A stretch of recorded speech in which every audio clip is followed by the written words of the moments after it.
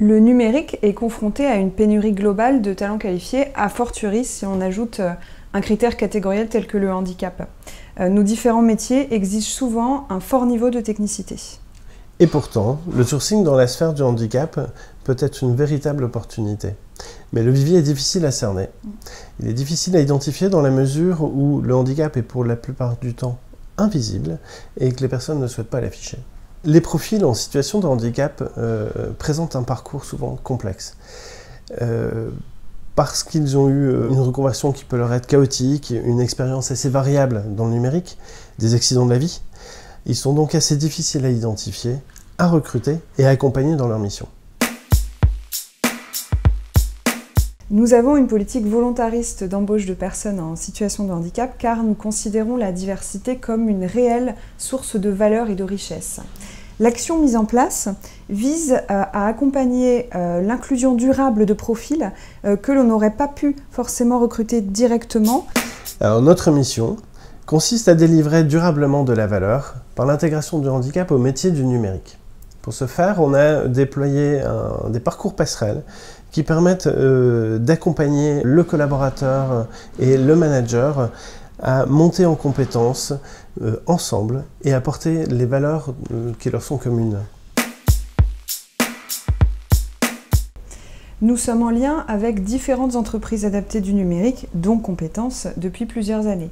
Mais le parcours et le dispositif de pré-embauche passerelle a réellement pris son essor cette année.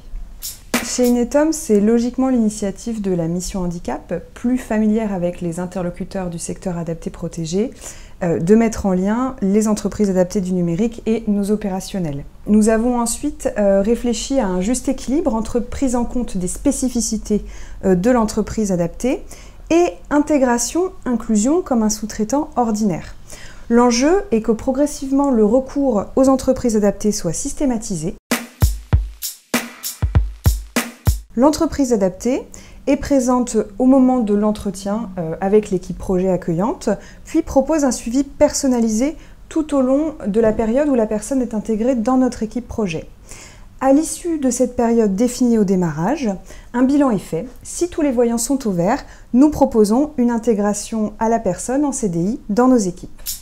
Et notre accompagnement du parcours passerelle consiste justement à démarrer par une sensibilisation avec les équipes et les collaborateurs, puis des rendez-vous mensuels, réguliers avec le manager, le tuteur. Il y a également une action de job coaching du collaborateur lui-même pour qu'il puisse changer son regard et s'accompagner dans la mission, et tout cela pour tendre vers un recrutement direct au final. Sur une année, nous avons démarré plusieurs missions, dont 3 avec Compétences et une embauche à la clé. Les autres missions sont toujours en cours et nous ambitionnons de faire grandir ce dispositif. Alors pour nous, Compétences, la mission elle est double. Elle est de mettre les collaborateurs en parcours de réussite, en parcours positif, avec, tu l'as dit, 3 missions en place, dont un recrutement en direct, mais elle est tout autant également de faire progresser les équipes accueillantes dans leur management de la diversité handicap. Nous avons une volonté forte d'œuvrer à l'inclusion des personnes en situation de handicap. Pour les entreprises adaptées du numérique, cela va plus loin, c'est leur raison d'être. En plus de leur expertise dans l'accompagnement de profils parfois éloignés de l'emploi, elles connaissent les spécificités de notre secteur et de nos métiers. Ce sont de véritables alliés qui nous aident à plus et mieux inclure les personnes en situation de handicap. Avec un peu de recul, le dispositif a également d'autres vertus, puisque quand on travaille à l'inclusion d'une personne en situation de handicap dans une équipe avec une entreprise adaptée, c'est finalement l'ensemble de l'équipe projet qui grandit. En fait, on travaille sur différents axes. La priorité est de capitaliser et de s'inscrire dans la durée. On a coutume de travailler avec une règle qu'on appelle la règle des 3 R. Elle consiste à croiser les regards, se rencontrer et se révéler. Quand des personnes de la diversité se regardent, c'est un peu mon équipe qui se regarde à nouveau, différemment. Ensuite, c'est mon équipe qui se rencontre dans un management différent par la diversité. Et au final, si la personne se révèle, le collaborateur se révèle, c'est toute mon équipe qui se révèle.